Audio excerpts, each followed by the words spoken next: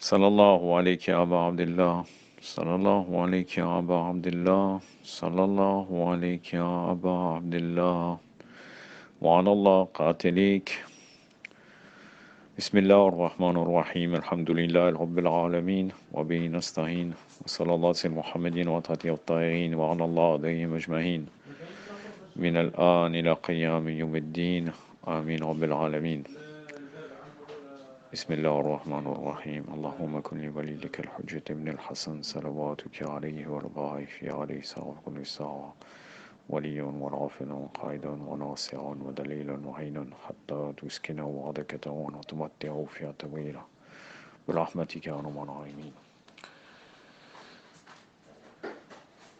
La suite de la place de l'imam Hussein et sa personnalité, il n'y aura que deux parties, puisque, comme je vous ai dit, je ne serai pas libre au moins jusqu'au jour de Ashura, Inch'Allah. Et après, on verra si on continuera quelques audios, malgré que je ne garantis pas. La confrontation avec Yazid fut l'une des épreuves les plus importantes. Yazid, la'natullah alayhi, n'a pas d'équivalent avec Pharaon ou avec Haroun el-Rachid. Les problèmes qu'avait rencontrés l'imam Hussein avec Yazid étaient d'une extrême gravité. Même les membres des Ahlul Bayt n'étaient pas éprouvés autant que l'imam Hussein. La personnalité de Yazid est différente de celle de Nemrod, ou de celle de Pharaon. Ces derniers demandèrent au prophète Moussa, alayhi wa afdallah salat ala Muhammad wa alihi, de ne point invoquer Allah, ni de faire allusion à l'autre monde, ni d'évoquer un sujet en rapport avec la religion. Mais quels étaient les propos de Yazid et d'Ibn Ziyad à l'égard de l'imam Hussein alayhi salam? Si l'imam Hussein alayhi salam ne s'était pas soumis à Yazid, il avait été déchu de ses droits, tout comme son frère Al-Hassan l'avait été à l'époque du gouvernement de Muawiyah. C'est pourquoi Yazid voulait marquer son autorité d'un signe fort.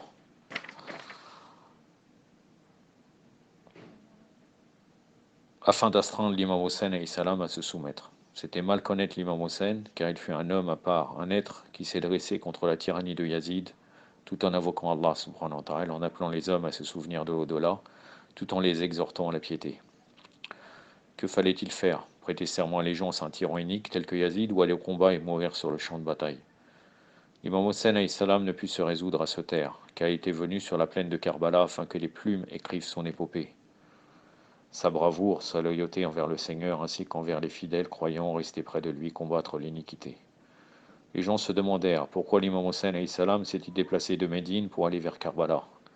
Pourquoi ne s'est-il pas soumis à Yazid? Pourquoi n'a-t-il pas conclu un pacte de paix avec Yazid comme son frère Al-Hassan l'avait fait avec Muawiyah? Les questions furent nombreuses, mais qu'en était-il? Yazid écrivit à Walid ibn Uqba ibn Abi Sufyan, le gouverneur de Médine, bien avant l'époque de Muawiyah. Capture El-Hussein et si tu y parviens, frappe-le au cou et envoie-moi sa tête.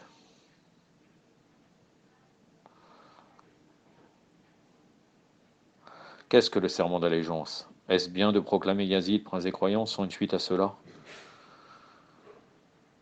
Non, assurément, cela ne devait pas se dérouler ainsi. Lorsqu'Al-Walid se présenta devant l'imam Hussein afin de lui lire le message de Yazid, l'imam Hussein lui répondit ainsi: un homme comme moi ne peut prêter serment d'allégeance en secret ni même en public. Appeler les hommes à se conformer à ce serment d'allégeance n'est pas acceptable, mais il est impératif que les hommes viennent prêter serment d'allégeance devant moi, car je suis le petit-fils du prophète d'Allah subhanahu wa ta'ala, sallallahu alayhi wa alayhi, et celui qui doit diriger la communauté de mon grand-père vers le salut.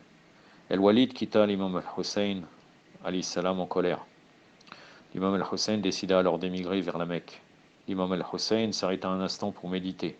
Ceux qui l'accompagnaient allaient-ils l'abandonner à son sort alors que son frère l'imam al-Hassan alayhi salam avait été empoisonné? Ce meurtre allait-il se répéter? Les hommes avaient abandonné l'imam al-Hassan. Allait-il en faire de même avec l'imam al-Hussein? La question est la suivante. Fallait-il obéir à Yazid le maudit? L'imam al-Hussein se trouva seul face à ce choix. Quel chemin choisir? S'il s'éloignait de la voie divine qui lui fut tracée, alors il serait considéré comme étant un disciple de Yazid le maudit. Non, nous le jurons par Allah et par son prophète. Yazid était fort éloigné de la piété qu'il dégageait, une odeur nauséabonde par son incrédulité. L'imam al-Hussein ne pouvait aucune manière choisir d'obéir à un tyran et à un incrédule, car cet horrible personnage voit un amour aveugle pour ce bas monde. La signification du serment d'allégeance est en réalité la soumission totale. Ce n'est pas le fait d'être interdit de parler. Non, car celui qui décide d'obéir à une personne le fait de son plein gré. Fallait-il que les hommes de Yazid laissent en liberté l'imam al-Hussein alayhi salam en gage de son silence? Non. Il n'en était pas ainsi, car sur ordre de Yazid, al-Walid était sommé de terroriser l'imam al-Hussein, et ce jusqu'au lendemain, afin qu'il soit soumis à des pressions insupportables. Encore une fois, c'était mal connaître l'imam al-Hussein. Marwan, un autre disciple de Yazid, s'adressant à al-Walid: si tu n'arrives pas à soumettre al-Hussein à cet instant, jamais tu ne pourras le faire, et cela nous amènera à la guerre. De plus, il sera obligatoire pour toi que tu le frappes violemment afin de le décapiter et de ramener sa tête auprès de Yazid, notre maître. L'imam al-Hussein sentait se fomenter les machinations diaboliques d'al-Walid et de Marwan. Il éleva la voix, ce qui alerta la famille de Hachem, qui se trouvait devant la porte où demeurait l'imam al-Hussein. Toute la famille de Hachem entra dans la demeure où se trouvait l'imam al-Hussein alayhi salam. Marwan et al-Walid prirent peur et quittèrent ces lieux. Quand l'imam al-Hussein alayhi salam, il fut épargné avec la grâce d'Allah subhanahu wa ta'ala. Le second jour, l'imam al-Hussein alayhi salam reçut une missive l'informant qu'il devait prêter serment d'allégeance à Yazid en public et devant les dignitaires mis en place par le tyran, ceci afin de rehausser l'image ternie de Yazid jour après jour. Il était hors de question pour l'imam al-Hussein alayhi salam de servir les intérêts de Yazid. Ce dernier fit souffrir l'imam al-Hussein alayhi salam comme personne parmi les Ahlul Bayt alayhi salam. Les prophètes alayhi salam ont été opprimés en gardant le silence face aux tyrans de leur époque. Quand Yazid y demandait à l'imam al-Hussein alayhi salam de lui prêter serment d'allégeance et de lui obéir, sinon il devrait mourir. L'imam al-Hussein alayhi salam se rendit auprès du tombeau de son grand-père, le prophète d'Allah sallallahu alayhi wa alayhi, en pleurant à chaudes larmes. Celles-ci furent si abondantes qu'il finit par s'évanouir. À cet instant, le prophète d'Allah sallallahu alayhi wa alayhi lui dit: ô mon bien-aimé Hussein, comme je te vois si près, je te vois jeté à terre, gisant dans ton sang. Tu seras égorgé sur la plaine de Karbala devant les hommes, sans aucune réaction de leur part. L'imam al-Hussein alayhi salam demanda alors: peux-tu me prendre avec toi afin que je ne revienne plus dans ce bas monde ténébreux? Le saint prophète Mohammed sallallahu alayhi wa alayhi, Allahumma salli ala Muhammad wa ala Muhammad wa ala jal farajahum wa al'anadahum, répondit ainsi: il est obligatoire que tu goûtes au martyr, car c'est la prescription d'Allah. Tu recevras ce que personne n'a reçu comme récompense. Après ce rêve, l'imam al-Hussein alayhi salam de conviction s'était consolidé, quitta Médine en compagnie de ses femmes, sa sœur Zaynab al-Kubra alayha salam, ses enfants, pour se diriger vers la Mecque alayhum salam ajma'in. Ce voyage s'effectuait durant le mois de Charban, et ce jusqu'à ce qu'il atteigne la Mecque, où il arriva pendant le mois de Dhul Hijjah. Ce voyage pénible dura 4 mois. Pendant ce temps, des milliers de lettres lui parvenaient de Koufa. La population lui demandait de venir en Irak afin qu'ils prennent leur khilafa. L'imam al-Hussein alayhi salam dépêcha Muslim ibn Aqil, son cousin, afin qu'il examine sur les lieux, la situation et le degré de motivation des Irakiens. Lorsque Muslim ibn Aqil alayhi salam arriva à Koufa, la population se pressa vers lui. Tous jurèrent de prêter serment d'allégeance à l'imam al-Hussein alayhi salam. Muslim ibn Aqil alayhi salam envoie donc une missive à l'imam al-Hussein pour l'informer de la situation favorable. Les messages que tu as reçus de leur part sont véridiques. Ils m'ont juré qu'ils te prêteront serment d'allégeance à ton arrivée. Ils étaient 18 000 personnes face à moi. Je t'en prie, empresse-toi de venir me rejoindre. Les intentions de la population irakienne étaient déloyales, mais cette fourberie ne parvint pas à l'imam al-Hussein alayhi salam, bien qu'il avait eu connaissance de ce qu'il allait advenir de lui. En route vers la Mecque, l'imam al-Hussein alayhi salam ne tarda pas à arriver sur les lieux saints. Il réalisa que Yazid avait envoyé 3 espions, tous habillés en pèlerins, dissimulant des armes afin d'assassiner l'imam al-Hussein alayhi salam en dépit du tawaf autour de la Kaaba. Pour l'imam al-Hussein alayhi salam, il était important qu'il préserve sa vie pour ne pas faire couler son sang en ce lieu. Les espions voulaient résolument nuire à l'imam al-Hussein alayhi salam pour l'empêcher de se rendre à Koufa. L'imam al-Hussein alayhi salam dit à maintes reprises ceci: je ne veux rien pour moi-même, mais je suis venu pour réformer la communauté de mon grand-père. Même Hur fut envoyé par Ibn Ziyad sur ordre de Yazid pour empêcher l'imam al-Hussein de poursuivre sa route vers Koufa.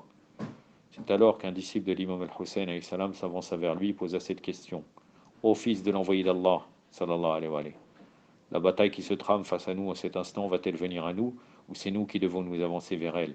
L'imam al-Hussein alayhi salam répondit: nous n'étions pas encore là que cette bataille était déjà prévue. L'imam al-Hussein pria longuement Allah, exhorta ses fidèles à se souvenir d'Allah en méditant, en accomplissant des actes de piété, de justice afin d'atteindre le paradis pour l'éternité. Il ne s'agit pas d'avoir une épée maculée de sang, mais bien de prendre les armes pour réformer ce qui caractérise l'homme au sens noble du terme.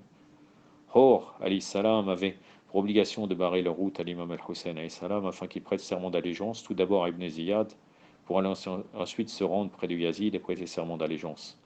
L'imam al-Hussein alayhi salam refusa et voulut quitter l'Irak pour retourner vers Médine, mais Hur l'en empêcha. La destinée de l'imam al-Hussein alayhi salam et de ses fidèles compagnons allait se concrétiser ils allèrent tous en direction de Karbala, leur lieu de prédilection. En ce lieu, une missive de Yazid, la Ali, parvint à Hur, redonnant à Ali, ne laissez pas partir al-Hussein, poursuivez-le même s'il se dirige dans les vallées désertiques. L'imam al-Hussein ne désirait pas la souveraineté, ni le pouvoir temporel, ni bien matériel, ni trésor. Seulement, l'imam al-Hussein exhortait ses compagnons à demeurer dans l'obéissance à Allah. Il fit tout ce qu'il pouvait pour appeler les êtres humains à se souvenir des paroles du prophète Mohammed sallallahu alayhi wa sallam, concernant la foi en Allah et envers sa famille alayhi salam. Arrivé sur la plaine de Karbala, l'imam al-Hussein insista sur ses prêches concernant la guidance. Il avertit l'armée de Yazid qui se trouve en face de lui. Ô vous les hommes, vous désirez ma mort? Allez-vous comprendre le sens de vos actes auprès d'Allah? L'imam en pleurs poursuivait à nouveau. Désirez-vous de l'argent que je ne possède pas? Pourquoi voulez-vous me blesser? Ô vous les hommes, certes vous m'haïssez, pourquoi alors m'appelez-vous vers vous? Non, je m'éloigne de votre appel, qui est sans fondement, puisque vous obéissez à un tyran, qui n'aime que son être et qui déteste Allah subhanahu wa ta'ala. Oui, je m'éloigne de vous pour me diriger vers mon dernier lieu de séjour, Karbala, ce contentement sur cette terre qu'Allah a voulu que mon sang soit versé. L'imam al-Hussein a prévenu ses compagnons de la situation. La grandeur va leur être accordée par le Seigneur puisqu'ils ont sacrifié leur vie pour servir Allah subhanahu wa ta'ala et soutenir la cause juste de l'imam al-Hussein qui symbolise la révolution divine. Au-delà, les appels, le Coran fait mention, et la vérité les suivra jusqu'à la fin des temps. Allah est tout-puissant, Allah est digne de majestueux. Allah subhanahu wa ta'ala a exposé la vérité à travers l'imam al-Hussein qui a sacrifié sa vie pour le bien-être de l'islam, car sans lui la lumière ne serait plus dans ce monde. Comme le dit le saint prophète sallallahu alayhi wa alayhi, je vois mon fils de mauvais yeux remplis de larmes, et je ne peux les fermer à cause de ce que les ennemis lui ont fait subir. Nous arrivons au 9 du mois de Muharram. Shamr se présentait à Karbala afin de discuter avec Abu Fadl al-Abbas, alayhi salam, et ses frères. Où se trouvent les enfants de notre sœur, Al-Habbas, Jafar, Abdullah et Osman? Vous êtes les frères de ma sœur. Amanoun, ne vous sacrifiez pas. Abu Fadl al-Abbas, alayhi salam, répliqua ainsi, que tes mains soient liées et toi le maudit. Nous ne sommes pas venus pour te prêter serment d'allégeance, ô toi l'ennemi d'Allah. Tu désires que nous abandonnions notre frère, le Seigneur al-Hussein, le fils de la sainte Fatima Tazahra. Si tu aimerais que nous suivions tes pas, sois maudit ainsi que tes fils et ceux qui vous suivent. L'imam al-Hussein avait pour soutien Allah subhanahu wa ta'ala. Il dirigea les fidèles vers le Seigneur et vers l'au-delà en ces moments décisifs sur la plaine de Karbala.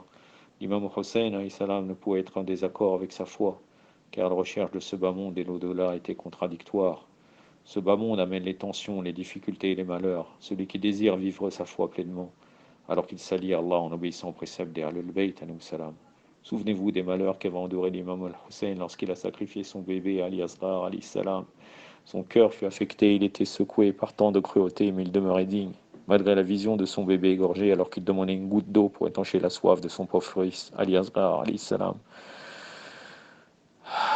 Pourquoi tant de haine envers un bébé? Pourquoi tant d'acharnement à l'égard de l'élu d'Allah subhanahu wa ta'ala? La vérité n'est toujours pas acceptée, alors que le mensonge s'étend dans ce bas monde. La hawla wa la quwwata illa billah al-ali al-azim. Inna lillahi wa raji'un. Allahumma ya Rabb al-Hussein, بالحق الحسين اشفي صدر الحسين بنور الحجة عليه السلام برحمتك يا رب العالمين وصلى الله على محمد وعلى آله الطاهرين والسلام عليكم ورحمة الله.